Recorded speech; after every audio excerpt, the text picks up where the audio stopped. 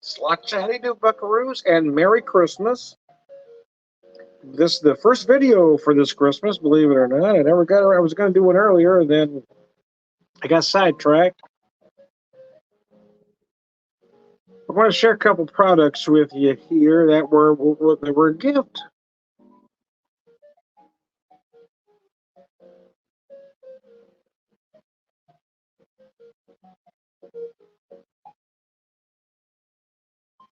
There we go. Now we're back to business.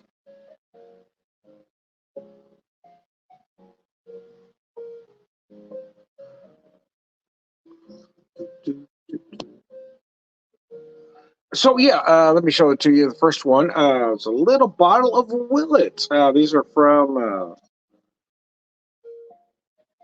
folks at Banter Brewing. Gave me this. It's a bottle of Willet. And I had a glass of this earlier, but I'm finishing it. It's a big one, man. I didn't drink a whole bottle in one sit. No. It's a 2019 Bourbon County brand bourbon stout. This one is at 14.7%. So no, I didn't drink it all in one sitting. I kind of broke it up. I had some earlier and I'd take a break because, I had to get dinner fixed. Anyway, so let's set that down in a second. I want to pick up this whiskey first. Oh, damn. Let's see, it's hard to read on these little bottles. I don't know if it gives me all the information here. It does. I just can't read it. It should have.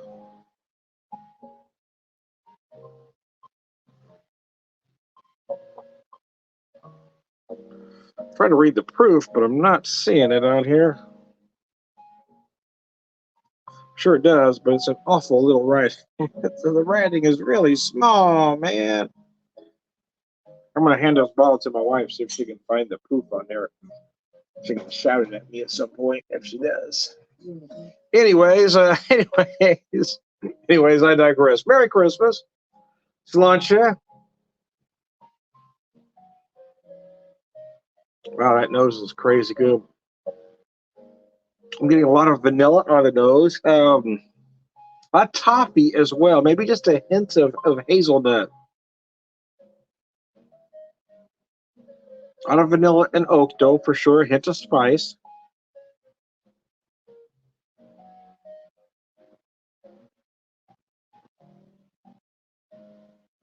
Some dark fruit, maybe like a dark candied cherry, almost like fruitcake kind of note there. If that makes sense. Well, it says 47%. 94 proof. Thank you, wife.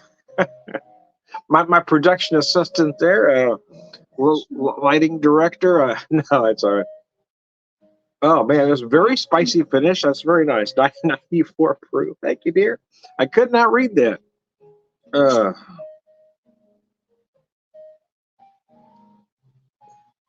had another beer I was going to open, but then I thought, well, I already got this one open. I better finish it up. Drank about half about 4 or 5 hours ago. It's been a little bit, but it took a little bit, man. It was big. Well, I finished the rest of it off with you. It's getting a lot of deep, a lot of molasses, like a very, very dark brown sugar note on the nose. Almost like a hint of anise as well, like a little black licorice note.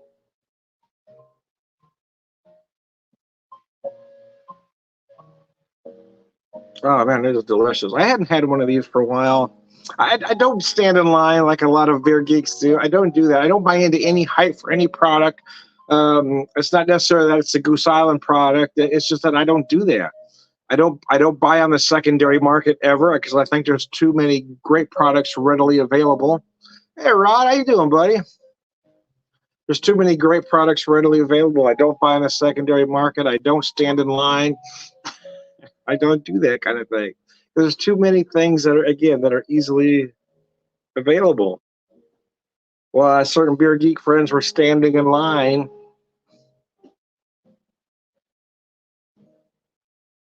at various liquor stores for this product. Not that it's not a good product. It's just that while they were doing that, I walked into Springfield Brewing Company, bought a case of Bon Zari Night, I had a beer, didn't have to stand in any line at all.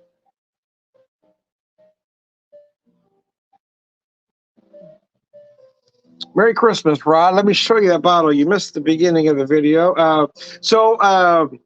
My bosses at Banter actually gifted this to me. It's the Goose Island Bourbon County brand stout. But this is the 20. I didn't realize it when I first opened it up. Oh my gosh, it's the 2019. So this one had been aging gracefully for quite some time. And I got to tell you, it is absolutely gorgeous. A green ghost. There you go.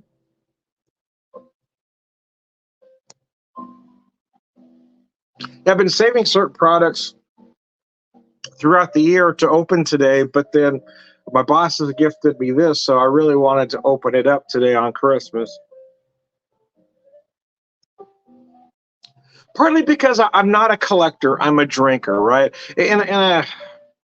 I'm one of those folks that I don't know. I think it's rude not to open up Christmas gifts, right? If somebody gives you a product like this, I think you don't necessarily have to pop it open that day like I did, but to sit on a product like that, I think is rude. It's disrespectful to the people that give you a gift. I think you really need to open them up. They're not made to sit on a shelf. They're made to drink.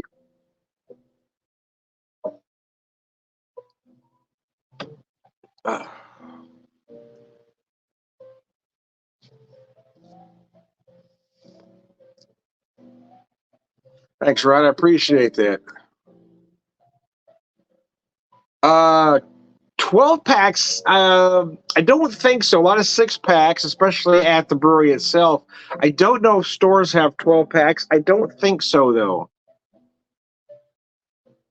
I don't know that Springfield Brewing Company is doing any 12 packs that I'm aware of.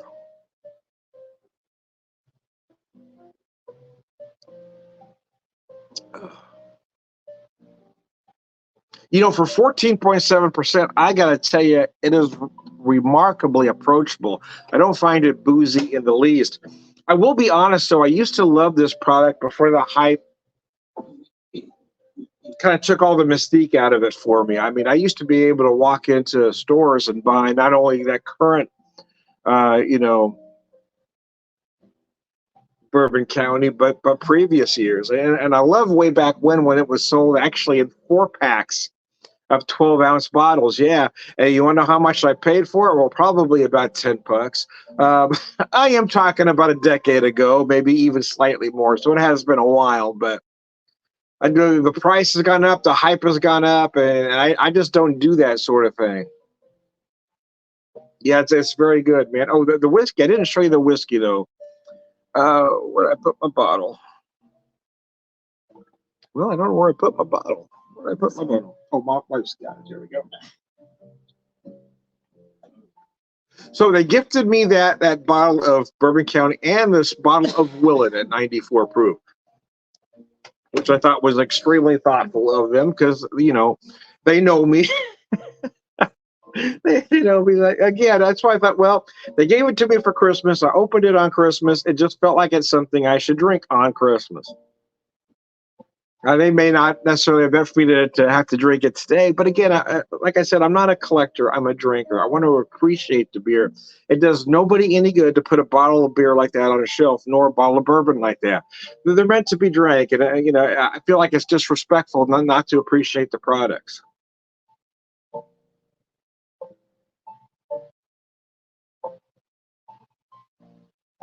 A lot of vanilla running all the way through this. It does have a rather spicy finish, which I quite enjoy. Cinnamon, some ginger for sure.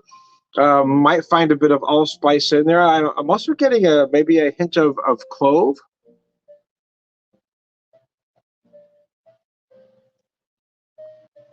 Whereas with bourbon, cinnamon is usually the defining spice characteristic. I'm getting a lot of ginger here. A nice oak and spice in the finish. A lot of vanilla running all the way through it. Again, I mentioned a toffee earlier with just a hint of hazelnut. Oh, it's absolutely delicious, man.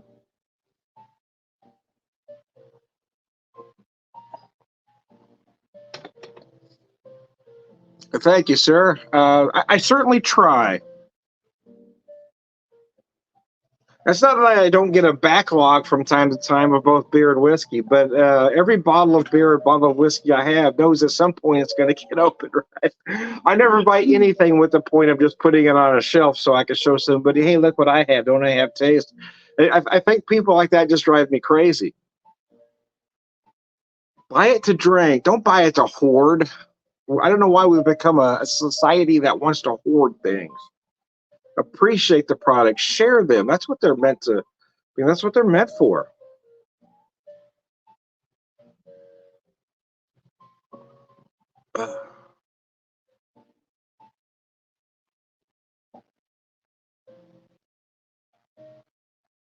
Missouri Ridge. Yeah, I got to be honest, Rod. I'm not a huge fan.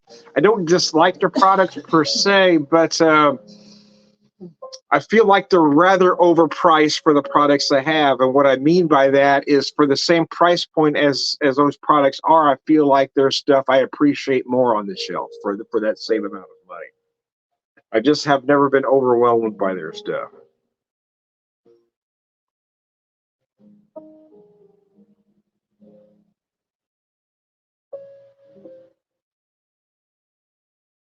So when I opened this earlier, I didn't put it back in. I put the cap back on. I didn't put it back in the fridge. I just put it out in the garage, which is a little chilly out there. But now that I'm having the rest of this bottle, it really probably is at the temperature it really ought to be at about 55 to 60, where it's warmed up, where all those aromas are really come together in a great big way. Yeah, I mean the products are good. I'm not saying they're not. I just for me when I've had them, I haven't been overwhelmed. And when I look at the price point on the shelf, for me there's other stuff that I prefer for that same price point. But don't get me wrong, I'm not saying the products aren't quality because they are. I'm saying some of the products seem to be about $10 more per bottle than they ought to be. Anyway, I digress. In all fairness, though, I'm kind of known as a bit of a tightwad.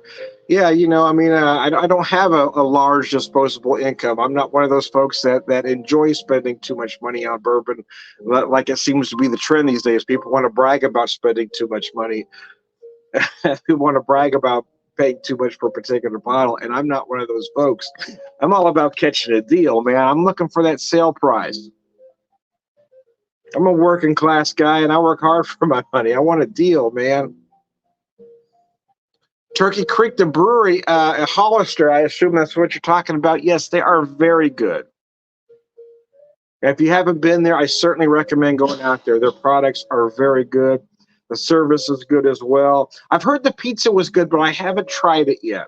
I've only been out to the brewery once, but I've had their products at a couple of different beer fests, and the products are outstanding.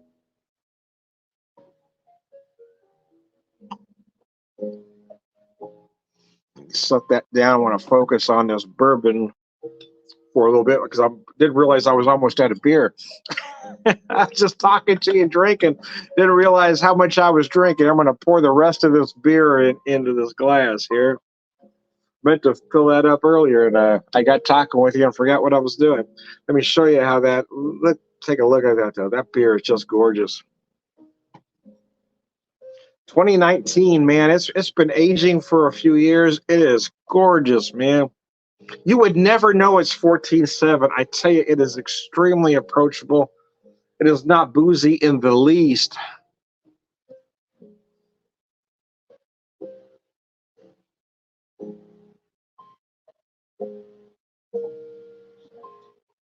Uh, Wife hasn't been feeling well, so I hope she starts feeling better so we can get out and do something maybe later on in the week since I'm off from my day gig for about a week or so. I'll have to work my other job a few days, but I'm off. I know I'm off at least tomorrow, possibly the next day. So if it feels better, maybe we'll go out and take a drive or do something different. Yeah, it's really good, man. It kind of surprised me because you 14.7, you expect to taste 14.7, but man, it is put together well. The problem with a lot of see, I love high ABV beers, I really do, but the problem with some is that the concentration is on the alcohol, and at some point, that's all you taste. I got to be honest with you. I'm not the biggest Goose Island fan, but this 14.7, this particular version, is absolutely gorgeous. Because, like I said, I'm not feeling that alcohol at all. Well, I will feel it, but I'm not tasting it. Let me put it that way. I'm not tasting the alcohol. It doesn't feel boozy in the least. Uh, There are several bottles I wanted to get to today, but after having these two, I know I'm not going to get to all of them. I'm hoping to at least get to one of them. I don't want to mention now what it is, but I'll mention a couple breweries, though. Early in the year, back in April, Deep Sleep invited me out for a private tasting. Deep Sleep Brewing out of Washington, Missouri. They don't have a building yet. They're a production brewery, but man, their beers were so crazy good. But they had a couple barrel aged products that I picked up that I want to try. But the other one they have was some Beard Engine. I got a couple I got from Beard Engine back in March.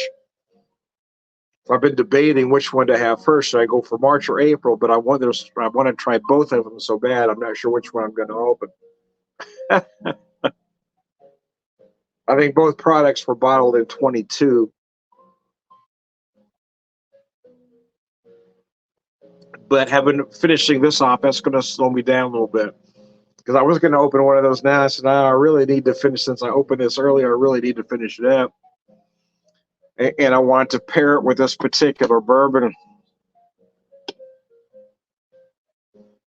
Uh, Again, at 94, remarkably easy to drink.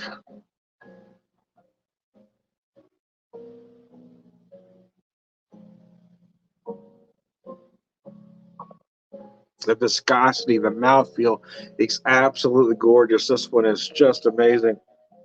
And again, I love that spice. You get that just tingling spice right at the end. That is absolutely gorgeous. What's your top brewery in Springfield? That's a tough question, Rod. It really is. Because it's going to sound a little self-serving when I give you an answer, um, because I work for the brewery. But I love banter. But one of the reasons I started working there was because I was a regular, and it was my favorite place to be. So when I had the opportunity, when they were gracious enough to give me a chance to work there doing something I've never done before, yeah, I jumped at it. But it doesn't change the fact that I still think they're doing the best beer in Springfield. Although a close number two for me is Show Me Brewing.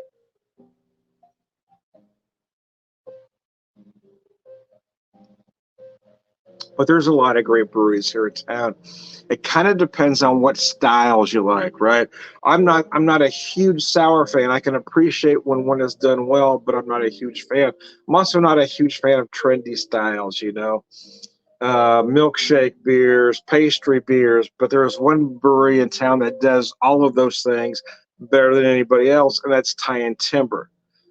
But they're not number one for me because I'm not the biggest fan of those particular styles. I can appreciate when they're done well, but I'm not going out of my way for them. But when I have friends that come to town that ask for certain things, that's where I send them. Tie and Timber. So if those are the styles you like, Tie and Timber, nobody's doing it better. But again, for beer, for traditional German styles, for great IPAs, for me, Banter is my favorite. But again, Show Me is a very close number two. I do have a mug over at Springfield Brewing Company. I think everything they do is incredibly solid, and every once in a while they will knock your socks off. So, I mean, you just can't go wrong over there, and the food's good.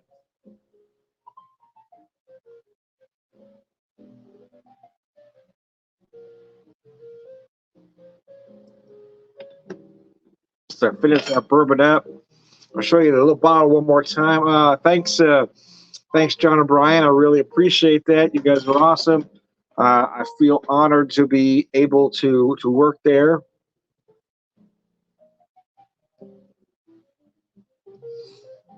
Yeah, you don't see a lot of pales anymore. So there are a lot of breweries out there that'll do a half dozen IPAs, but won't have one pale ale on the menu. I feel like the pale ale is kind of getting overlooked these days because everything has to be, under hopped or over hopped. You never have that right balance these days, it seems like.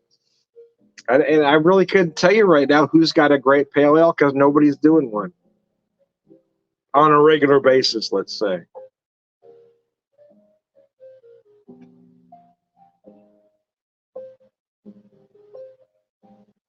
because it used to be that's what you would see everywhere. You know, I mean, the early days of craft beer, a lot of places didn't even have an IPA because most people didn't even know what that was. But a lot of folks had a pale ale on the menu. Then when you start seeing IPAs pop up, usually every craft brewery had a pale ale on the menu because it was kind of that step up, right? You got used to pale ales and you tried an IPA. But you're just not seeing a lot of pales on the menu anymore. Yeah, you just don't see them much anymore. Because it seems like people want very distinctive beers, right? They want that IPA that's going to whack their palate out of, to just take their palate in that direction, or they want a big imperial stout that takes it that direction. Everybody wants to be wild rather than just having a good solid beer. I think a lot of breweries do get overlooked for just doing great beer. We become a society where everything has to be fantastic. A beer sometimes it just has to be done per style. Not everything has to knock your socks off. It just needs to be good.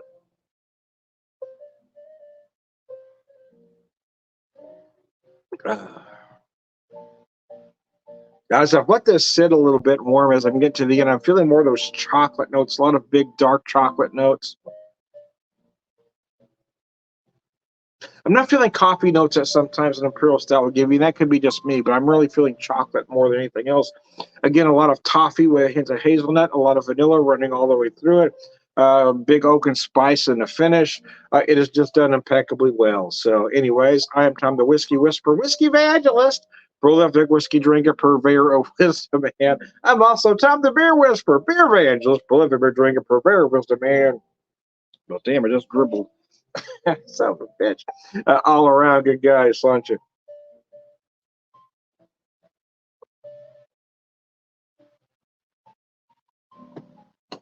Ah, have a good one, guys. Thanks for tuning in.